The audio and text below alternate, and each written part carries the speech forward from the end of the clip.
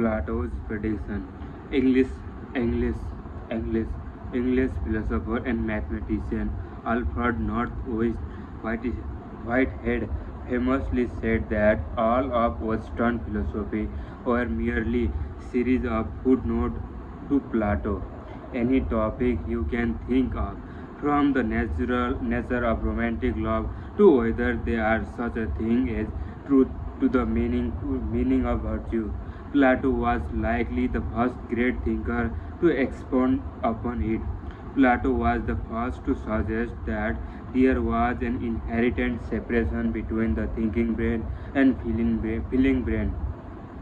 He was the first to argue. He was first to argue that one must build a character through the various forms of self-denial rather than this through the self-indulgence. Plato was such a badass. The old the old idea itself come from him. So you can say he invented the idea of an idea. Interestingly, despite being a godfather of Western civilization, Plato famously claimed that democracy was not the most desirable form of government. He believed that democracy was inherently unstable and that is inevitably inevitably unleashed and worst aspect of our nature, driving society toward tyranny. He wrote, extreme freedom can't be expected to lead to anything but change to extreme slavery. Democracies are designed to reflect the will of the people. We have learned that people, when left to their own devices, instinctively run away from the pain and toward happiness.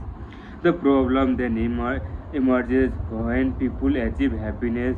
It's never enough due to a blue dot effect. They never feel entirely safe or satisfied. Their desire grow in the lockstep with the quality of their circumstances. Eventually, the institution won't be able to keep up with the desire of people. And when the institution fail to keep up with the people's happiness, guess what happened? People start blaming the institution themselves.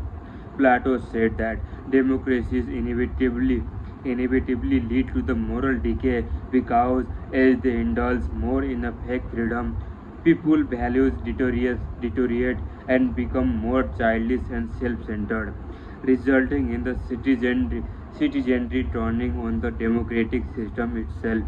Once childish values take over, people no longer want to negotiate for a power. They don't want to bargain with other group and other religion. They, they don't want to endure pain for the sake of greater freedom or prosperity. What they want instead is the strong leader to come make everything right at the moment notice. They want trend.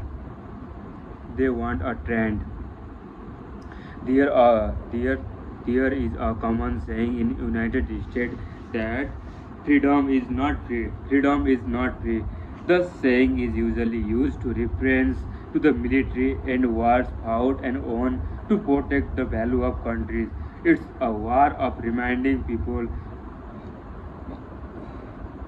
that this this shit didn't just magically happen. Thousands of people were killed and or died for us to sit here and sip overpriced mocha papucins, papucins and say whatever the fuck we want. It's reminder that the basic human rights we enjoy, free speech, freedom of religion, freedom of press, were earned through the sacrifice against some external forces. But people forget that in these rights are also earned through the sacrifice against some internal force. Democracy can exist only when you are willing to tolerate views that oppose your own.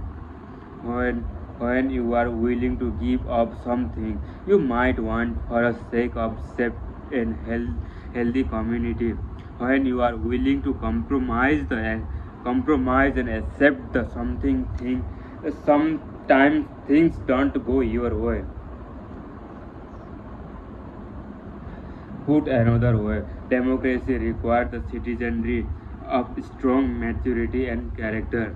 Over the last couple of decades, people seem to have confused their basic human right with no experiencing any discomfort.